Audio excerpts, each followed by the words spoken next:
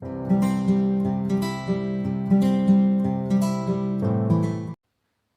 Friends, welcome to literature with Neha. आज के इस वीडियो में हम डिस्कस करने वाले हैं अल्फ्रेड टेनिसन की एक शॉर्ट और बहुत ही फेमस पोयम है क्रॉसिंग द बार। पोयम शुरू करने से पहले एक ज़रूरी बात मैं कहना चाहती हूँ कि वीडियो अगर पसंद आए तो प्लीज़ लाइक ज़रूर कीजिएगा, शेयर कीजिएगा और मोर वीडियोज़ के लिए मेरे चैनल लिटरेचर विद नेहा को सब्सक्राइब कीजिए। तो ये पोयम एक एलिजी है जिसमें पोइट ने अपनी ही डेथ के बारे में डिस्कस किया है।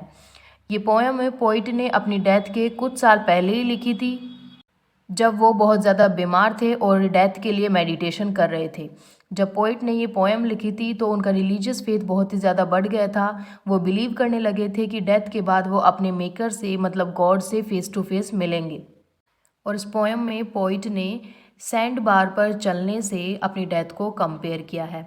सैंड बार एक समुद्र के बीच में जगह होती है जहाँ पर केवल सैंड होती है और जहाँ पर पानी नहीं जाता है, जो जगह सी लेवल से थोड़ा ऊपर होती है और जिसे एक कंप्लीट आइलैंड नहीं कहा जा सकता।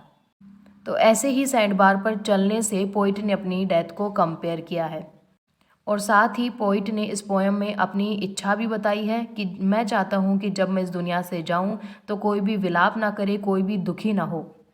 मैं इस दुनिया से पीसफुली जाना चाहता हूँ। तो ये थी इस पोयम की थीम। अब बात करें पोइट की तो Lord Alfred Tennyson Victorian age के पोइट थे। 1809 में इनका बर्थ हुआ था और 1892 में इनकी डेथ हुई थी। 1850 में इन्हें पोइट लॉरेट के रूप में भी अपॉइंट किया गया। इन्होंने अपने लाइफ टाइम में बहुत सी गुड लिरिक्स लिखी हैं, जिनमें से इनकी नोटेबल पोएम्स हैं इन मेमोरीज में Ulysses, the lotus eater and crossing the बार, जो पोएम अभी हम पढ़ रहे हैं। ये एक लिरिकल पोएम है जिसे अल्फ्रेड टेनिसन ने तब लिखा था जब वो 81 ईयर्स के थे, मतलब अपनी डेथ से कुछ साल पहले ही। और जब उन्होंने एक रिवर सोलेंट को क्रॉस किया था, मतलब एक सैंड बार को क्रॉस किया था, और जब वो बीमार थे सीरियसली। उन्होंने अपने सन को एक्सप्लेन किया इस पोएम को लिखने के बाद कि पायलेट वर्ड का मतलब है द डिवाइन, मतलब गॉड। पायलेट वर्ड इस पोएम में मेंशन किया गया है, इसीलिए यहाँ पर ये बताया गया है। और साथ ही ये भी बताया कि पायलेट मतलब गॉड, जिसे कोई भी देख नहीं सकता और जो हमें हमेशा गाइड करते हैं। इस पोएम को एक स्वान सॉन्ग बताया गया है, मतलब एक सैड सॉन्ग बताया गया है। साथ ही इस पोएम में पोइट ने अपनी ये इच्छा भी बताई है कि मैं इस दुनिया से दूर एक काम एटमॉस्फेयर में जाना चाहता हूँ और मैं चाहता हूँ कि मुझे इस दुनिया से सैडनेस के साथ विदा ना किया जाए, मतलब मैं इस दुनिया से शांति से जाना चाहता हूँ। तो पोएम के बैकग्राउंड, थीम और पोइट के बारे में हमने डिस्कस कर लिया है।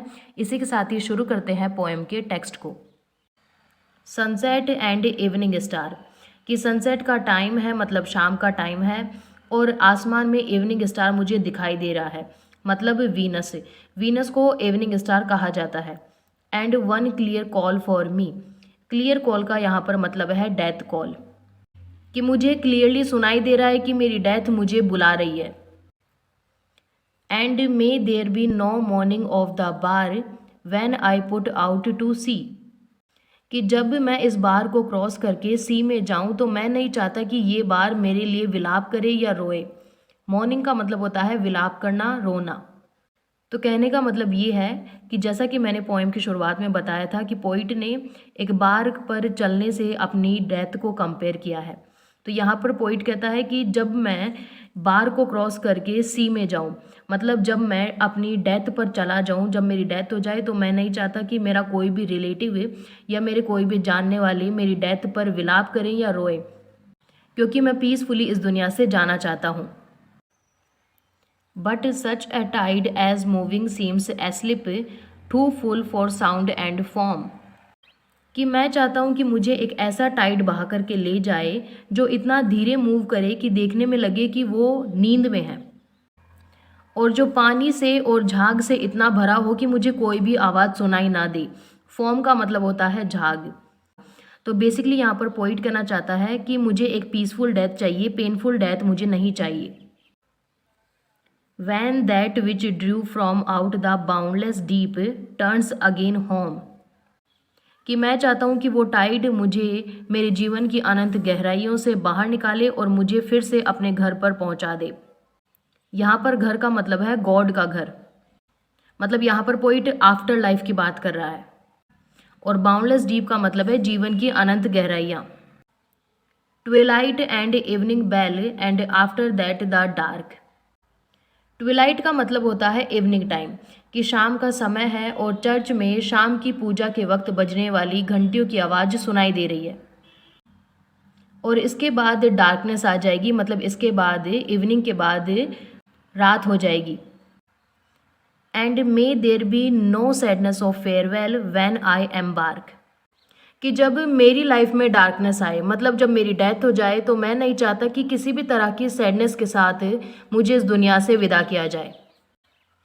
बेसिकली एम्बार्क का मतलब होता है शिप से ट्रैवल करना, लेकिन यहाँ पर इसका मतलब है डेथ का ट्रैवल।